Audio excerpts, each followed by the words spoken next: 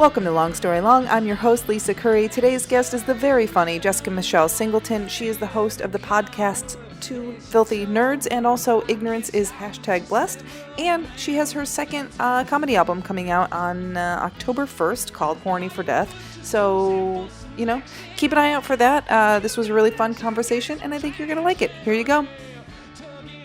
Hello, Jessica Michelle. How are you? I'm so good. Thanks for having me in your thanks for being on your humble Zoom room.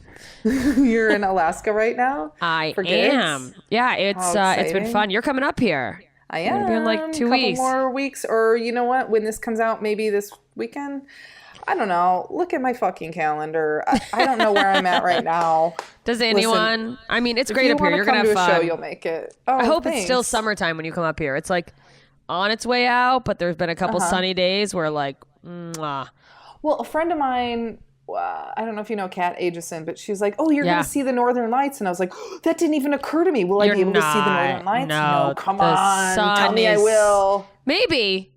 Thank you. I mean, I just need you to lie to me right now, please. Thank you. I mean, I guess the summer does like rapidly disappear all of a sudden. So maybe there's already dust on the mountains.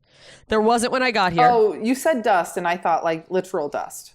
There's been a dust like bowl. Dead skin cells. No, yeah, sorry. That's such a fucking Alaskan thing to be like, it's dusted up there.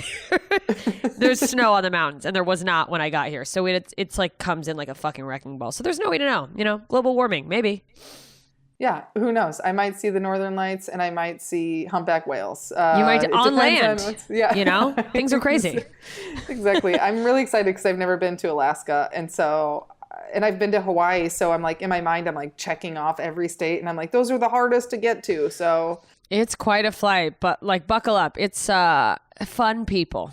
Think of like Indiana. Great, perfect, but even more. Cool. So I'm going to write a new hour this week. I mean, I have a couple long stories that are like good clock eaters. And I'm like, we're going to do those for sure. Tell you some bits. It's great audiences though. They're like fun. They come out and they're like excited for everyone from what I hear. But great. Yeah. I'm stoked. So you're from Alaska.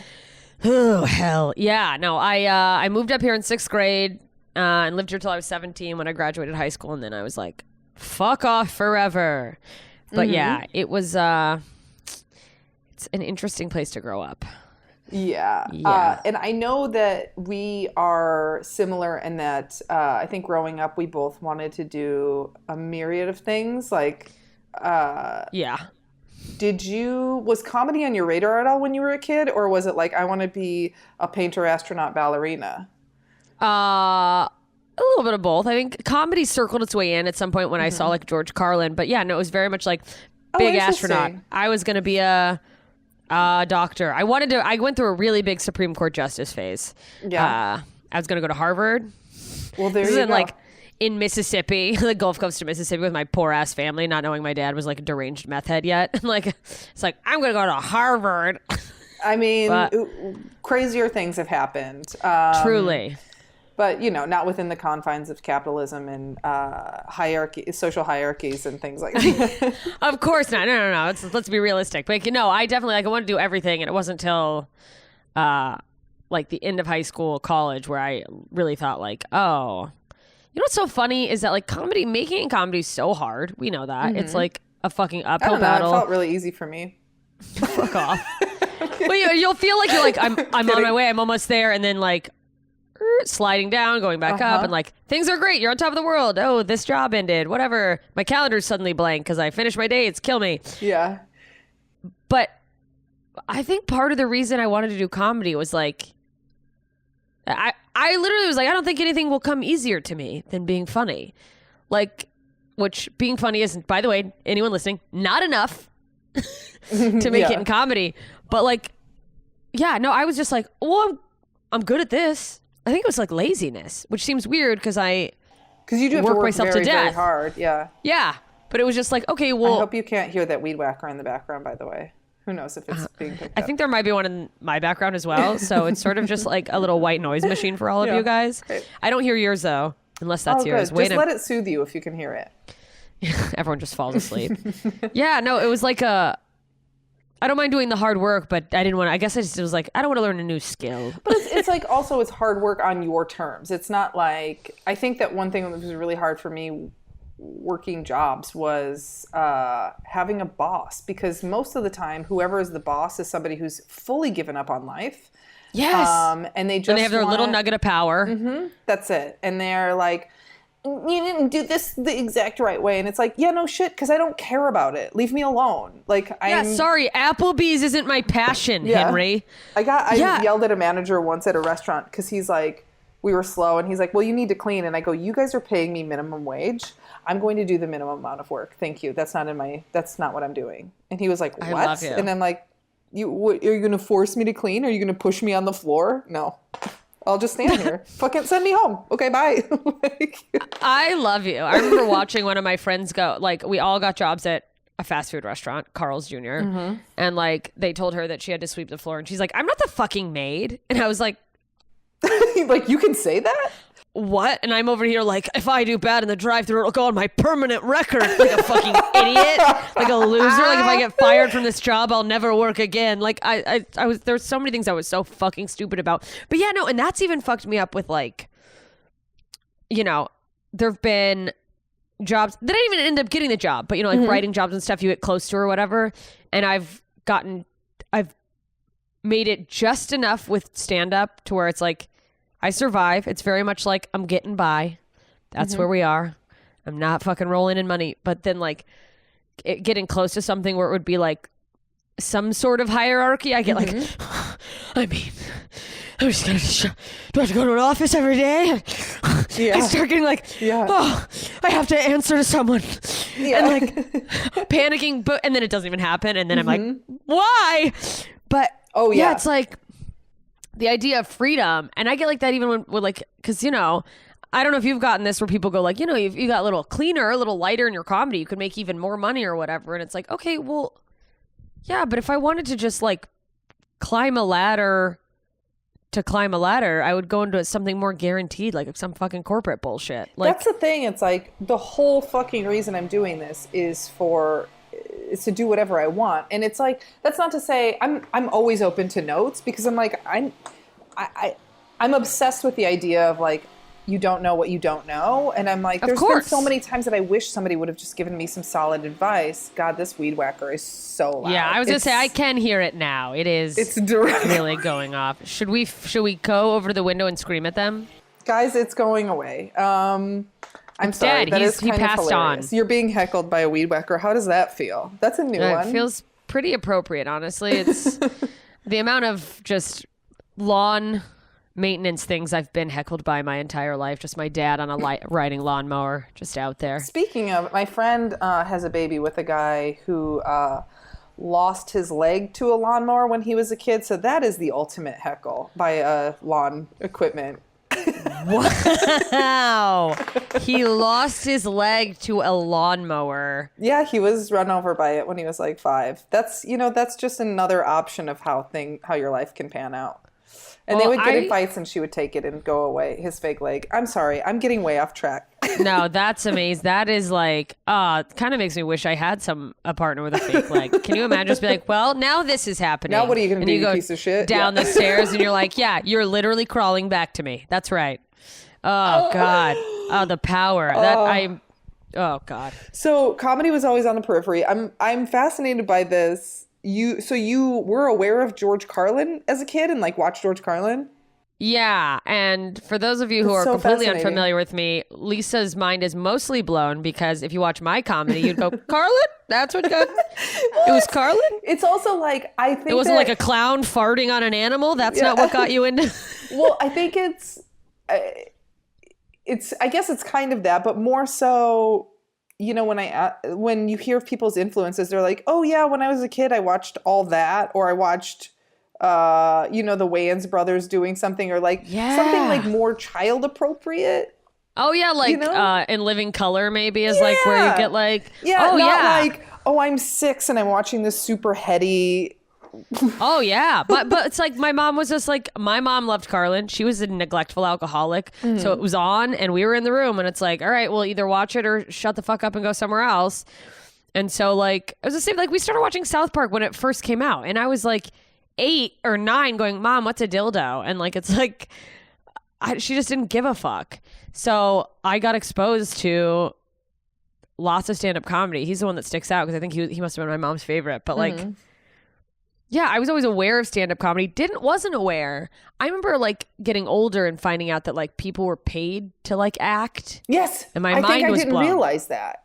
Yeah, I was like, they get money for that? Like I just thought like they loved it so much they were just doing it because they loved it. Like because I didn't understand capitalism and how the fucking world works. And it's like, yeah, no, most people can't just be like, I'm gonna take a 3-month hiatus and do a musical for joy or whatever. I feel like when I started stand up, I was like, well, I guess I'm just gonna be poor forever. And then I remember hearing, and not like this is a different level of comic, but I remember hearing like what Jay Leno would get for speaking appearances, and I was like, excuse me, more? Yeah, how much?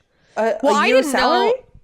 I mean, I didn't know till like I was in comedy that like I didn't know people got paid for late night sets. I was like, what? Like and that's like a reflection of like being, especially like an early comedian. It's like, it's not just the exposure. That says so much about how we were raised and what our goals were too. That it's anything. It's also like, and I'm sure by extension, you probably feel similarly on this, where I'm like, it's so hard for me to accept that when I'm working and having fun, that it's work. Like I got back from Dubai on Saturday, and Sunday Sunday morning I was up at 7:30, and I was like, all right, here we go, time to work. And my roommate was like, what are you doing? Like if I just got back from 11 time zones away, I would be sleeping all day. And I'm like, no, because I didn't work all week. And she's like, yeah, you went there for work. And I'm like, right, but I also had fun, so it doesn't count. I have to punish myself. 100%. It's like, oh no, the stand-up is like, that's the reward I get for the work. Like, and that's how you get, but it's like, no, that is fucking work. And I don't know if you are like this. I fucking know you're like this, but like, we're fucking like deranged workaholics where it's like, okay, well, I don't know what we have to achieve or what we have to book or get hired on where we can go, oh, I could just take 5 minutes and relax. But it's like, no, those gigs are over. So I have to do something else. I have to get something else. I have to keep going. And it's crazy. And then even like getting to the point where you start making money. And then like when you start to get like, you know, the gigs that come in that are good money, it's like this self-worth mind fuck of like, what? Or negotiating for stand-up stuff and like, what's your rate? And you're like, like, what can I squeeze out of you? Yeah. And then like making sure you ask for enough. And you ever like get a yes too quickly and you're like, oh, your budget's way bigger. Fuck. What am I doing? And you're like, fucking, I'm worthless. I know. I remember one time for the second corporate I ever did, I just threw out a number that sounded absolutely insane to me. But I was also like in a place where I was like, I have no money and I need a lot of money right now. And so I just threw out a crazy number. And the guy was like, yeah, sounds great. And I was like, huh? And then when I got there, I thought I was doing an hour. And it was like for this like medical conference. And he's like, all right, how's 15, 20 minutes sound? And I was like, what? You're paying me that much money for 15, 20 minutes? Like I was glad I didn't know it was 15, 20 minutes. Cause I'm like, I never would have thrown out that number. I would have thought that was obscene. But yeah, yes. To your question of like getting a yes quickly. And then you're like, did you send the email to the correct person? Did you mean Lisa Curry? Did you read my email? Did you see what I wrote there? Yeah, and it's just like, and I guess maybe that's like the reward for all the years of fucking getting nothing, paying for open mics and buying drinks to be like, gotta support the room or whatever. Yeah. But like, it's just so nuts, and it's so weird that we're in a career where there will never be. I mean, you look at like, you know, Writers Guild minimums, or if you get into acting, there's like there's not a fucking stand-up union, so it's just like there's never gonna be a rate like this is what this job pays. I know. It's just like from gig to gig. When comics ask me like, oh well, what should my rate be? I'm like, the most you can possibly fucking get. Yeah. Squeeze every penny out of it. Yeah. And it's like, I had a thing for a while, and it was like active work of like, just fucking corny self-worth bullshit, but also just being like, just fucking ask. Of like, I would under ask, and I knew I was under asking, but it was like, well, I don't want, I don't want to be presumptuous. I don't want to, and then I was like, no, fuck you. Like, and also thinking that I couldn't say no to things. Yeah. That I was like, oh, and I'll never get another opportunity if I say no to this shitty offer. Yeah. I said no to something recently, and I swear I was like, ooh, this. Did you come? Like, almost turned me on to say no. Yeah. Because it was like for a corporate gig, and this guy offered me an actually insulting amount of money. And I was like, I mean, I wasn't rude about it because a friend had recommended me. So I was like, well, I don't want it to reflect poorly on her. But I was like, oh, no, thank you. But maybe you can find an open micer to do that for that amount of money. Yeah. You're like, certainly not somebody thanks who's for your tenured. time. Yeah. Like, and then I felt like it's funny because it's a flip where you're like, did you see my fucking resume? Yeah. And then somebody offers you what you're worth and you're like, oh God, did you see my resume though? You're like, I'm not a big deal. I don't know. Are you sure? I feel like maybe it's so insane that like, or the amount of times someone would offer me, we can't do much more than this. And I'd be like, well, like, I really do want to come there for my fans. So I guess I could make it work, when it's really just like, yeah, I don't have anything else booked. Like when like when you're first getting into like making money and I mean, you and I started tours together doing like stupid ass door deals where it's like, oh, the whole door, but if nobody comes, nothing. Yeah, let's do that. That's fucking. Yeah, that seems reasonable to drive across the country for. Yeah, then you'll do absolutely no work because it's literally no sweat off your back. And you normally promote every other show, but like, fine. Yeah, no. And it's like going from that to learning like, okay, well, I had to start setting, like writing down, like, this is the minimum. Do not take less than this. Mm-hmm. Like, you're not leaving town for less than this amount of money. Like, because it's just all a mind fuck. And money's so weird in general, but then when you grow up poor. Yeah. Well, and a lot of people don't want to talk about it, especially like. Yeah, people don't talk to women about what they're making. And I feel like the more I talk about it, the more I'm able to ask for more. And I encourage people to ask for more. Because it's also like, you don't need to hire a comedian. So if you have like for a private event or corporate or whatever, that's not a necessity. You need to hire a comedian to keep a comedy club going. But like, if this is an extra thing you're doing, that would be like you or I hiring a caterer for a party at our house. We don't need it. So maybe we can't pay afford it. Yeah, exactly. Yeah.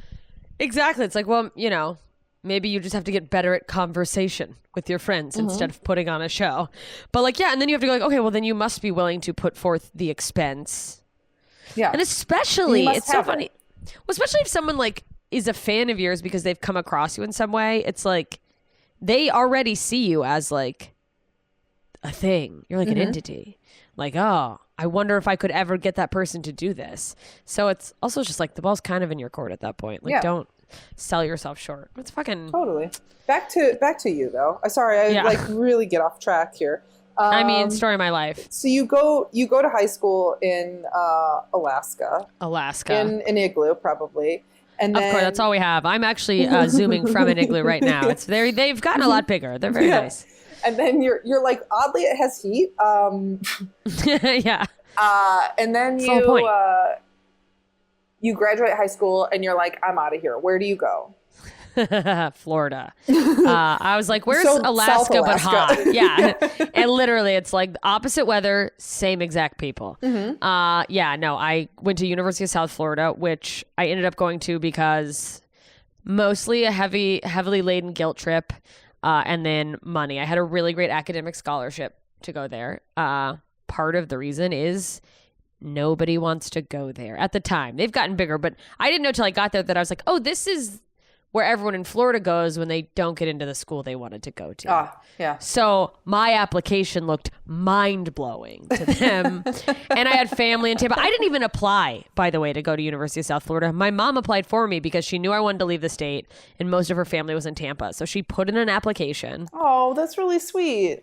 Yeah, I guess. And I was like, oh, well, now that you've tried to kill yourself in the name of my college tuition, I guess I'll go to the school you put me into.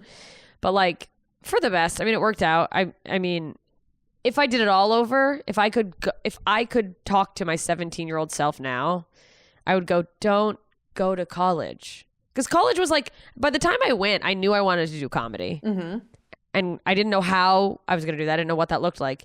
But I was like, well, the whole time I was like, well, I'm going to college because like you have to. It's like the backup plan. Yeah.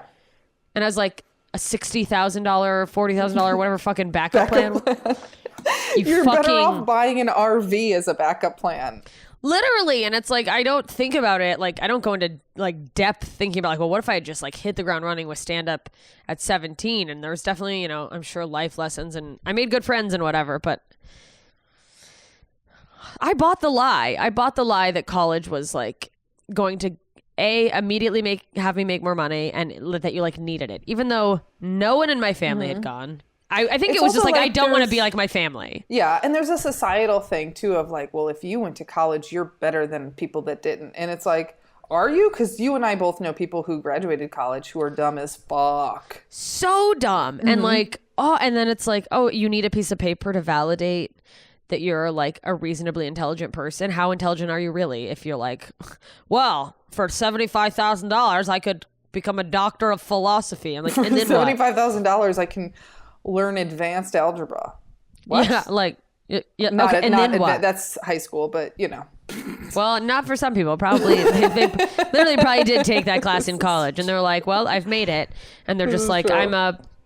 I'm an art literature major. And you're like, what does that even mean? You spent money to read about art? I don't know. Like, but I just thought, I think a lot of it was like this huge fear of ending up like my parents and like my family. And I was like, I can't. I have to do everything in my power to not do this. Yeah. And it's like, I mean, whatever. Love my mom. You know, now we get along fine, as good as I think it's going to get. But it's also like it's a life that has limitations on it. And yeah, and it's like I watched her struggle. I struggled because of it. And it's like, I don't want every day to be like a nightmare. I don't want to live every day like how will I survive? Mm-hmm. And not that I don't still have several of those days all the time. But like, yeah, I didn't want to be... I know. I felt like I was like, opportunity. Mm-hmm. But that's a real thing, I think. So wait, when did you moved to Florida to go to college and really to party? For sure, so Tampa, much party. There's Ybor My City. blood was like 80% Natty Light for 4 years. It was like insane. When did you first try stand-up? I kept saying I'm gonna be a comedian. I wanted to be on Saturday Night Live at the time, so I would do like funny characters, just like with my friends though, like kind of like bits. At the time, I didn't know that that's what I was doing, or like I was in a sorority because I'm fucking stupid. That was great. Made lots of friends. Spent money to be like, look at this shirt. I don't know. I'm like, I'm so Another social. Scam. It's a scam within a scam. Literally and the thing is like I have to remember this because I've been thinking lately about being like, I mean, this is gonna sound like the most old lady thing. But I've been like, maybe I should join some type of social club to like expand my network of just to meet new people. And I'm like, that's a way to do it. But like anything you're paying to join is a fucking scam. And it's like, no matter how, especially nowadays that the internet exists, like you can learn anything, you can meet people different places. But like, no matter how exclusive or prestigious it is, it's like, you I just feel like an idiot for like anything. Oh, you're not an idiot. I mean, I am, but we all are. But like, no, but like, we had variety shows as part of Greek life. They would do like competitions, and I would write those, and we'd always win. And like, at the time, I was just like, I want to be on SNL, and I didn't know how to do that. So finally, my last semester of college, I was like, I'm just gonna try stand up. I know some of the people on SNL were stand ups, and I like wrote a whole set. Had no idea how long open mics would be because I found an open mic at a club. So I wrote this set that ended up being way too long. Didn't know what the light was, so got lit a bunch. Played off. I don't know if I got played off stage or I just like ended it, and they're just like, "All right, fine." Like, learned a lot in the first set, but when I immediately got my first laugh, it was like, this like light bulb went on, and I was like, "No, this Like, I love that. and don't get me wrong, I'm not like, it's not like SNL has been banging my door down and I'm like, no. I only do stand-up comedy. But at the time I was like, oh, I think this is where I belong, which was a cool feeling to go like, I mean, it's very woo-woo and silly, but I was like, oh, I think I'm meant to be doing this. Like, it just felt right. And my first set was amazing. I didn't know they were doing this, like a semifinals for Florida's Funniest Person. So there's all these people who had been in the open mic scene for like months. I didn't understand the social community aspect of comedy, so I said a lot of know if I do. I said a lot of shitty things about a lot of those people. I was like, I mean, come on, like, just fucking. And then I got asked to be in the finals. Like, they were like, this girl gets to go. So there's all these people who've been doing this for months, and me and like one guy who had been there before, we get to go to the finals, and they're like, who the fuck is this bitch? Oh, by the way, second set, I ate a fat shit. So amazing. Yeah, the club booker was like, hey, that's really funny. You know, maybe for the second one, try to clean it up a little. Because I said fuck every other word, which is just how I talk, but also probably a nervous thing. Yeah. And I think he meant a few less fucks, but I took that and I was like, I've got to go G-rated. And I wrote a terrible set that had musical cues, by the way, which were missed. And I was just on stage like, and there's the music is supposed to be playing, and there's a whole bit, and it honestly wasn't even that funny, but it was funnier than whatever I'm doing right now. Why am I doing this? I think that's like my number one. I mean, not that I would be doing musical things with musical bits anyway, but I feel like all of the opportunities there are for that to go wrong are the reason I would never do that. I know that now. At the time, I was like, well, this is a professional establishment. Me knowing nothing of comedy was like, I'm not the only person to ever have a musical cue in their act, but like, I'm sure they were like, she has a musical cue for a 5-minute set. It's like you can only do that in like certain venues. Yeah. And I was just naive and was just like, this will go fine. And like, it didn't. But you have to bomb, I think, pretty early to know if you want to keep doing it. That's all you do, I think, in the beginning. Yeah. And I try to tell people that I'm like, it's 2 years of what in the whole fuck am I doing with my life? But then at the same time, you're like, this is all I want to do with my life. So it's like, oh, I'm not well mentally. No, none of us are. But it's like, you really like, when you strip apart what being a comedian is, it's like, our goal is to be laughed at by a crowd. Like, that's insane behavior. Like the thing you spend your entire childhood and adolescence avoiding, like, just please don't let anyone laugh at me. We're like, I hope somebody laughs. Yeah. Please laugh at my pain. It's a sickness. But then I was just like addicted. I worked 3 jobs saving up because I was going to move to LA or New York. And then I visited LA and I was like, all right, LA. I met a crack pop manager. Do you ever wish in hindsight that you had gone to New York? Because I feel that way a lot. Because New York's tougher. And now as I get older, I'm like, I love New York so much, but it is such a hard place to live. And it's like, after living in LA for so long, it's like, we're pussies. I'm like, actually I want sunshine and I want to be able to do my laundry without struggling. I know. And it's like, I don't want to have to like carry groceries up 6 flights of stairs or whatever. You know, it's like, but I think about this all the time because it's hard because I'm like, oh, well, especially given that like what I really care about most is stand up. Like I don't have, I'm trying to figure, I don't have any like clear goals outside of stand up. Like I'm like, writing for TV would be good. Give me a credit. It'd be a fun experience. I'd love to be in the room, tossing out ideas. I love like that. It'd be good. Like if somebody offered me a part on a sitcom, I'd be like, yeah, because it will all help me book my stand up more. Yeah. But I just don't have those clear goals, which makes more sense in LA if you're pursuing something like that, I think, especially the acting. But then it's like, and I'm going, if I went to New York, I would probably be a stronger comedian. Who knows, like, what things I would have done because where I'd be at if I went there. But then I'm like, but it's like, we're not household names, but it's working. Like, we didn't not make it in LA, like. Yeah, absolutely. It's like, it's so tough to get where we are and we're here. and we keep working. So by extension, we'll probably continue to do better and better. Yeah, like it's like I don't know where the top is of like whatever this like climb up a hill of making it is, but like I know I'm going up and I'm going to keep going up for a while. So it's weird to go like you have to go up, you have to keep going up so that you have a high enough place to jump off of when you're ready to leave. Yeah, exactly. Yeah, I have to go up to the roof of the Andaz and do it old school. Now it's too hack. Inside baseball. Yeah. You've got to go from a higher building because you're a better comic. You have to prove That's true. He was an open micer. So I do need to move to New York and go off the Empire State Building. There you probably is like aim high, very high. At least that 6-story walk up. At least you don't want to risk surviving.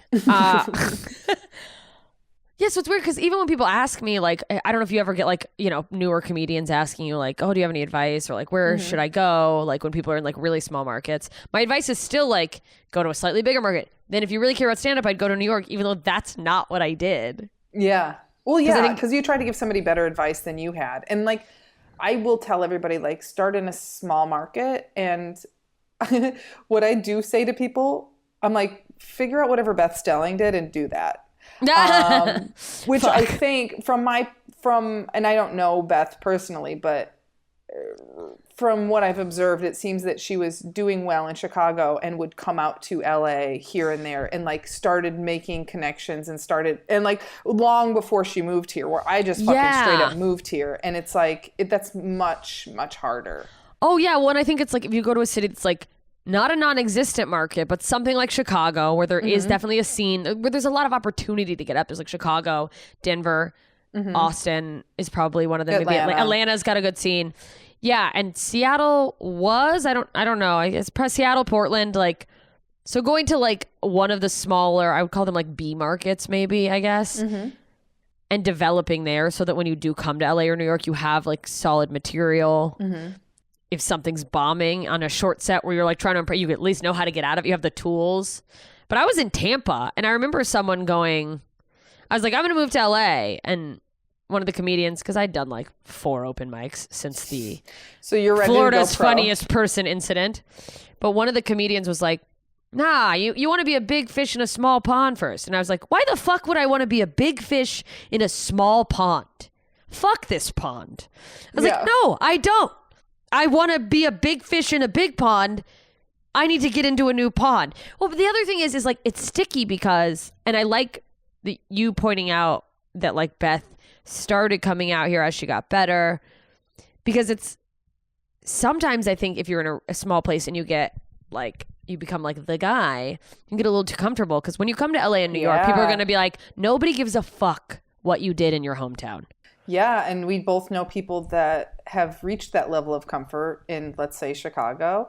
And it's very easy to do road gigs from Chicago because it's so central. And then all we ever hear is like, whoa, I'm going to move out to LA next year. And then fast forward a decade and you're like, you're going to what?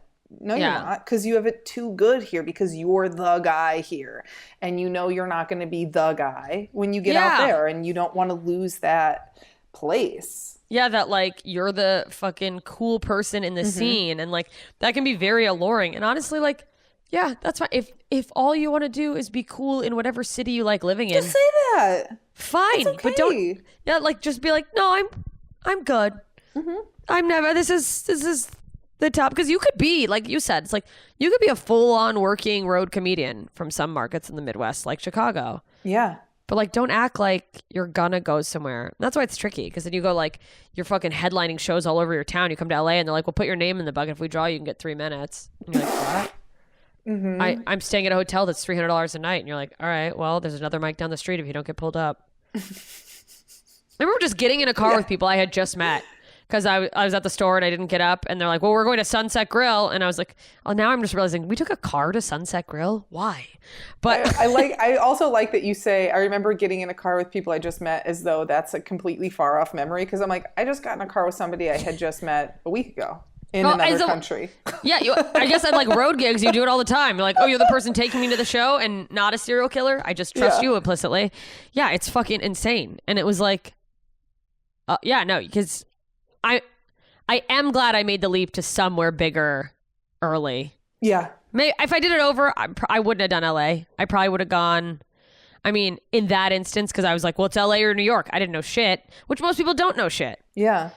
So I would have got, like, I would go New York, but like now knowing everything, I probably would have gone like knowing Chicago, actually literally everything, which is a fact. I know everything.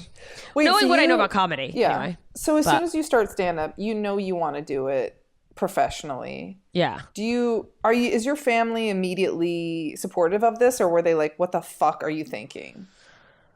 You know, they were tepidly. I think they were like more inwardly like, what the fuck are you doing? Mm-hmm. And they're like, okay, give it a shot. But like, I also had at the time, I had like a working day job in Tampa when I first said like, this is what I want to do. I had like a government job, like nice benefits, not great money, but like it was nice. And I was like working a bunch of this. So I think they thought like, oh, it's a little phase she's going through. Yeah. And then when I was moving to LA, they were like, okay. And I remember my mom just going, well, just don't do cocaine. Yeah. And I was like, what? That's 80s comedians. But I don't think it was till my mom saw me go up that she was like, oh, you're going to be okay. Like, she's fine. Like, she came to a show in Alaska where a bunch of people came out and it went well, thank God. And she was just like, oh, all right. You're not as deranged as I previously was telling myself.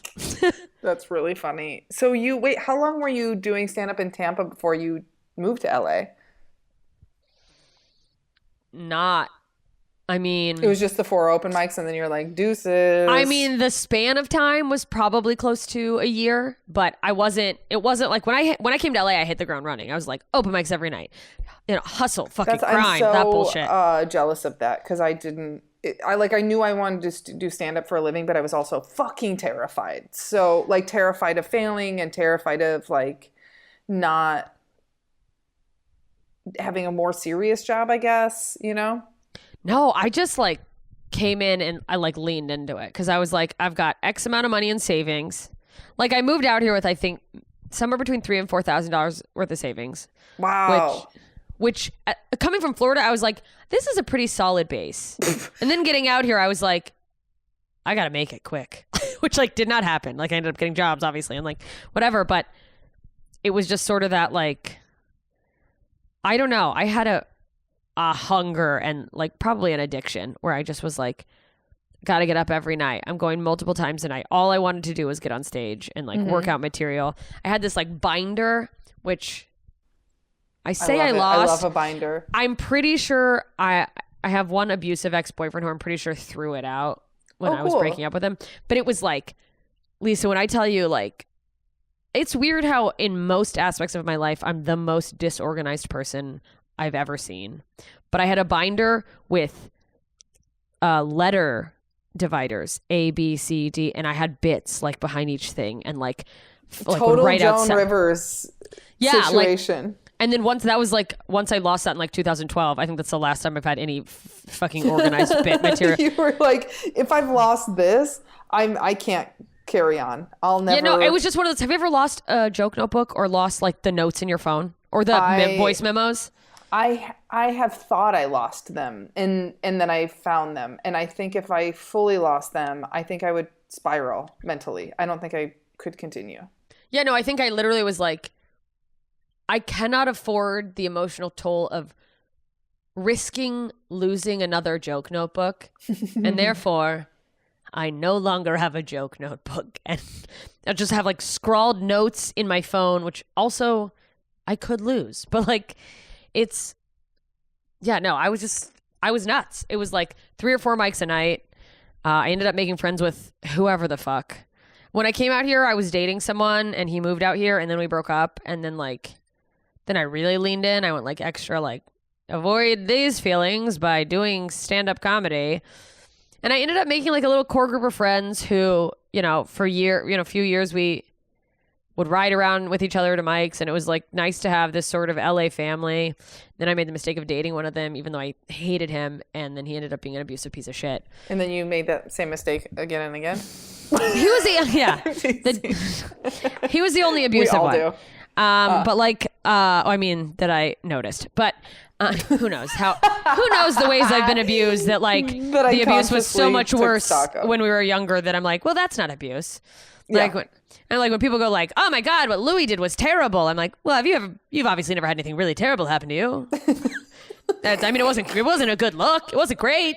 Yeah. I think you shouldn't have done it, but I'm like, pretty bad. Yeah. But that's like, it took me a long time to go like, oh no, I'm fucked up. Like that's how broken your brain is, that you're like, no, this is actually where abuse starts. And it's like, no, it's not. It took me so long to go like, oh no, my perception is so far beyond that like I don't like I'm the fucked up one going, that's not a big deal. And it's like, oh, what happened to you? Fucking that you're just like, oh, walk it off. But yeah. And then I like went from open mics to like finally like I started hearing about comedy festivals. Mm-hmm. And so I was like, all right, I want to try to do those. So it's trying to get, when you first start trying to get a tape of yourself, because people are like, if you want to do more shows, you should have a clip of yourself. It is fucking impossible to get a tape of yourself. It is a goddamn nightmare. And when people are like, why don't you have a good tape? It's like, it's not because I'm fucking lazy. You could tape every single show, and every night, like at one point, like a hawk will fly in and just grab the camera and leave. And it's like, it's not, like, shit, that sounds crazy, but I was trying to, this has happened on multiple occasions where I'll go into the sort of manic, I need to have better, like, I need to, focus on specific goals for stand up. And I'll go through these phases of, I'm going to try to get a late night set. Mm-hmm. And in the most recent one, I will tell you, I was like one round of notes away from being like, we're going to do it. We just got to tweak this one joke. And then COVID happened and I was like, I give up. But like, I was like, I'll never be on TV. But in one of those instances, like years before, I had the set that I thought would be good. I just need to get the tape. And I swear to God, I was at the Ha Ha Cafe, the new one night. Couldn't have been a better set. Like I was like, it was exactly what I wanted because my thing is too, also like when I'm working on TV, a TV set, which sounds stupid because I've like done none, but if one of the jokes goes even like tepid, so many times just go, fuck this. I'm just going to do jokes I like. Fuck the tape. Like, and then it's done. But like, I nailed it. I hit all the punchlines. I did the order I wanted to do. And like, there's so many things going on psychologically when you're trying to do that. Cause it's like, be in the moment. You want the set to be good, but you're like, time it exactly perfectly. Yeah. And for TV, you have to slow down. And then so what I had was, I didn't have a tripod. I had a selfie stick. Because my mom lived in Korea, she sent me selfie sticks, but it would hold the phone up. So I had propped the phone in the selfie stick. You guys listening can't see. I'm trying to act it out to Lisa, but like imagine like just the camera's facing out on the selfie stick. It's laying, the whole stick's flat, and then you fold up the thing. The fucking host of the show. This was on like the back table where the comics were sitting. My face is already dropping. I'm already upset. The host of the show went back and comics were sitting there and she's like, oh, whose selfie stick is this? And like picked it up. She's like, look at me. Oh, this is a selfie stick. And they were like, she's filming her set. I would have murdered her. I would have choked her to death. You know what's so funny is that like I still hate her, whoever she is.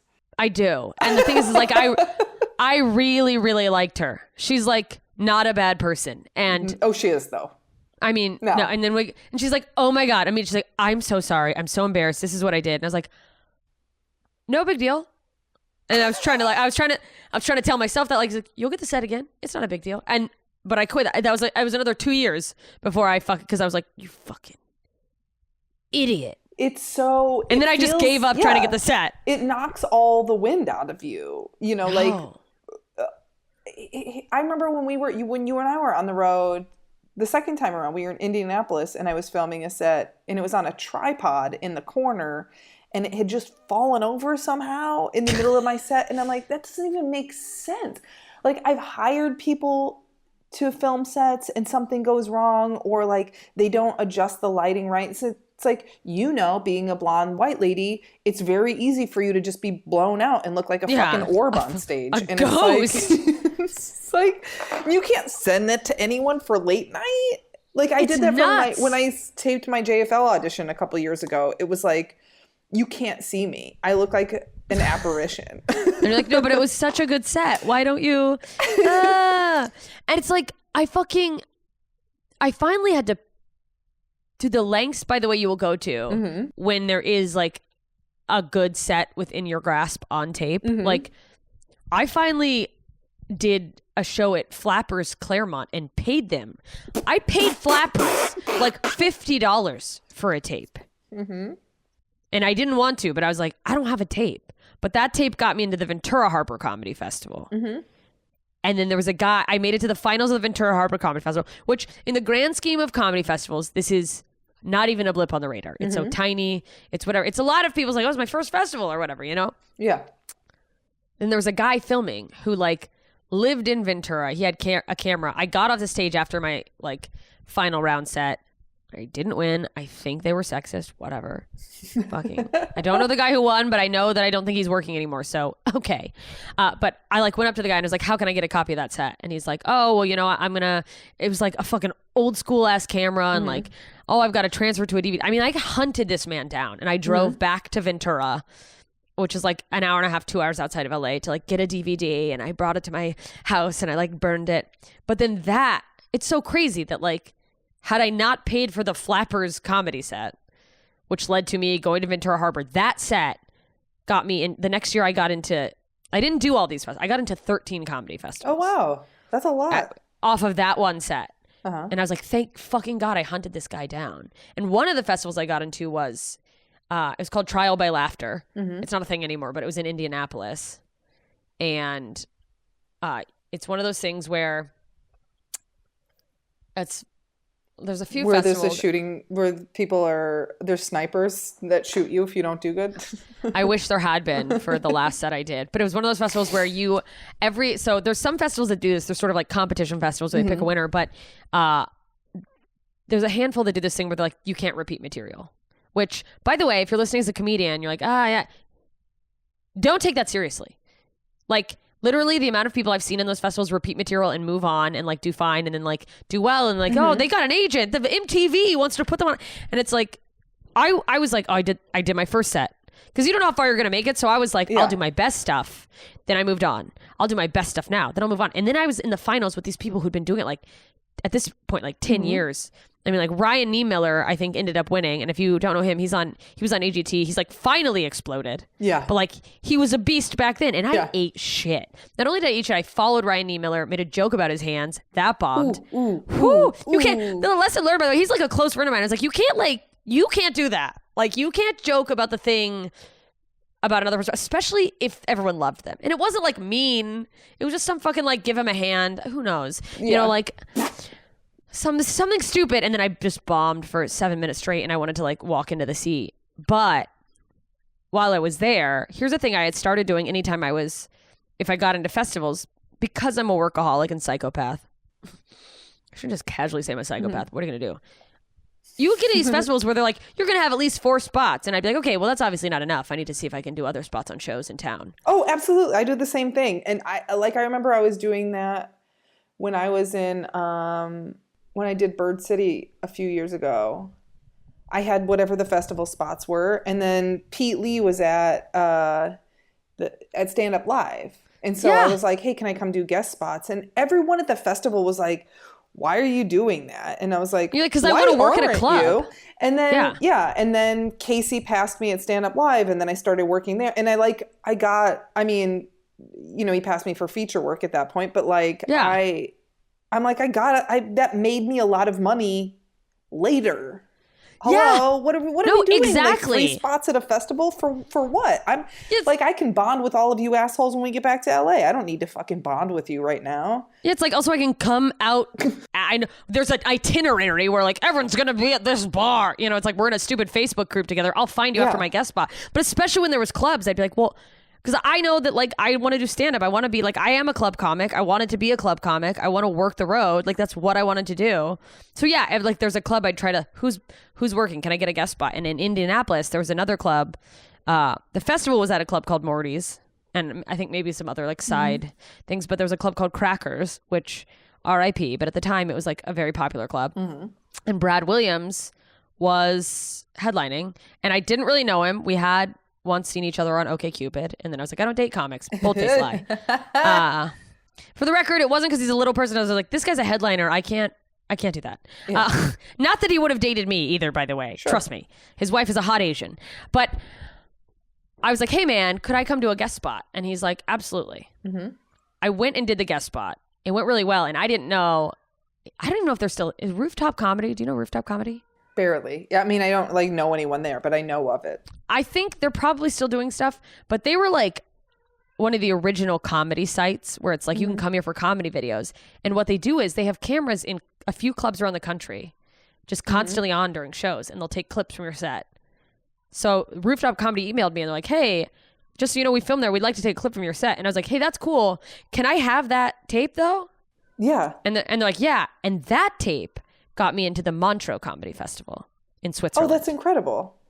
And so from that, I got to go to a festival that flew me out, put me up, paid me, introduced me to like all of the biggest French comedians in the world. But that was like my toe in to like, that's how I got into doing comedy in Europe. I love that. And it's like, it's just fucking every little thing adds up, which is like, you just never know where something's going to take you, which does kind of ignite the like, maybe I shouldn't say no to things. But like... Yeah, you never know. And also, I feel like everything you do is planting seeds for like something down the road that you absolutely cannot see and you don't know is coming. And it's like, as long as you keep working and keep doing your personal best, things are going to work out. And it's going to feel like for a long time, it's going to feel like it's not going to work out. And then it will. Yeah. And it just you don't even even... will. Exactly. And you don't even realize like where it's going. Like from Montreux, that's where I met Ari Shaffir, which a lot of people have opinions about him because he said a lot of mean things, specifically about Kobe Bryant, but whatever. He like invited me to start touring with him. And I did well enough at that festival that because he was like the face of the Americans. It was the first time they ever had English speakers. So it was Ari and then the 5 people that they'd chosen from America and Canada to like perform. And then 2 years later, they asked me to come be the Ari. And I was like, what? But then I met but they had expanded like, Can you be hideous? And you're like, well, no, but I'll do my best. Can you creep us all out? Say something about Jews. And I'm like, well, I could do a few of those things. But then they had expanded the festival even more that year. So there was like, I mean, I met like festivals or comedians from Australia and like some Asian comedians and like this really great Italian comedian. And there was a whole African show. And the Africans watched me bomb in front of Swiss people and were like, she's so fucking funny. Like the Africans in the back of the room were losing it. The Swiss people were like, I'm so scared of her. And then I got invited. Then they booked me to do a festival in Africa. So like, it's just crazy. Life is crazy. It's really crazy how one thing leads to another. And it's all unexpected. It's not like... You don't know what it's going to be. It's not like you did the spots in Indianapolis thinking, all right, this is going to be the thing that takes me overseas. Or this is my ticket to Africa. Thinking, but I'm so obsessed with all of that because it's like, truly, all of this came from, you can connect it back where like the Africa gig started, the seed you planted really was at Flappers. Set at Flappers. So and not to give them any credit. No, I've paid them enough dues. But like, I know it is like when I started doing the backwards math on that, I was like, well, I don't want to admit this, but I mean, where it really started was doing the 3-minute, their fucking open mic where they'll, if you do good, then you can do a bringer show here and maybe win a bowl of fries or whatever. If you do well at the open mic, we'll allow you to invite all your friends and family to pay for tickets to the show. Yeah. But it's also like, but then you look at like, I wouldn't do that now, but I could have easily back then. And some people do. I could have had an ego of like, I am above this when I still am effectively nobody. But even I could have been like, I'm not going to pay for open mics. I'm not going to pay. But I was like, you know what? This fucking sucks, but I'm going to do it. And like, you just kind of never know. Yeah. You never know. What do you think is next for you, if you had to guess? Suicide, probably, if I had to guess. No. Well, that's good. I think if I had to guess, and my guessing will probably never be correct. I think maybe I'm going to write on a TV show, but I think some type of filmed special or televised stand-up is on the horizon. Good. I love that. And maybe a number one comedy album. That seems completely logical to me. Seems like the next step. I have one last question for you. I loved hearing about all these, like, how, because I'm like, I know you and I know parts of your story, but I'm like, I don't really know how one thing led to another in so many ways. So my last question is, if your childhood self, like if 11-year-old Jessica Michelle could meet you now, what do you think she would think? That I was a gay hippie?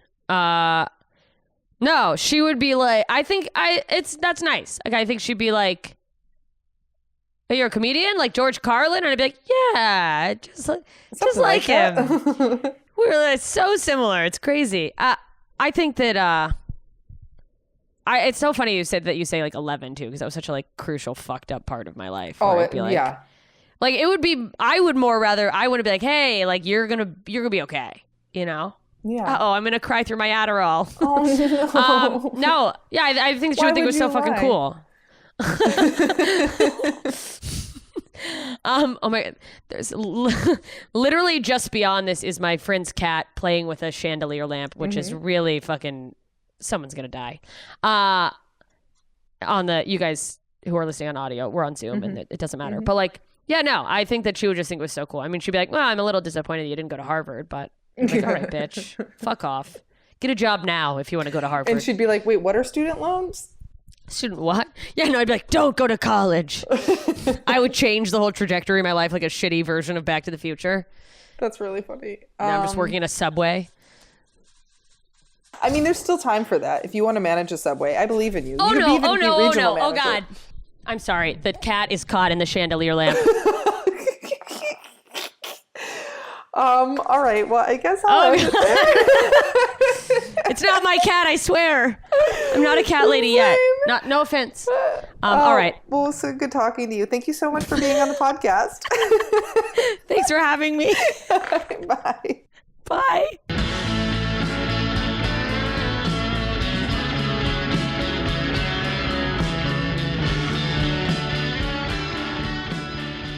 Thank you so much for listening. Once again, that was Jessica Michelle Singleton. You can find her on Twitter and Instagram at JMSComedy. And I am Lisa Curry. You can find me on Twitter at Lisa_Curry and on Instagram at olympianlisacurry.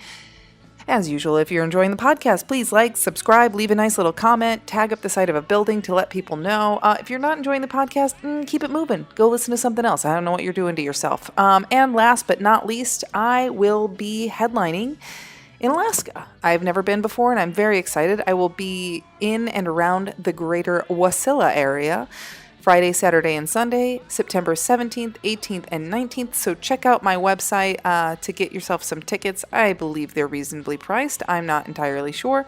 And you know what? I'll have some new merch for you when I come out. So that's really exciting too. So go to lisacurry.net for that information, and I will see you out there. Okay, thanks. Bye.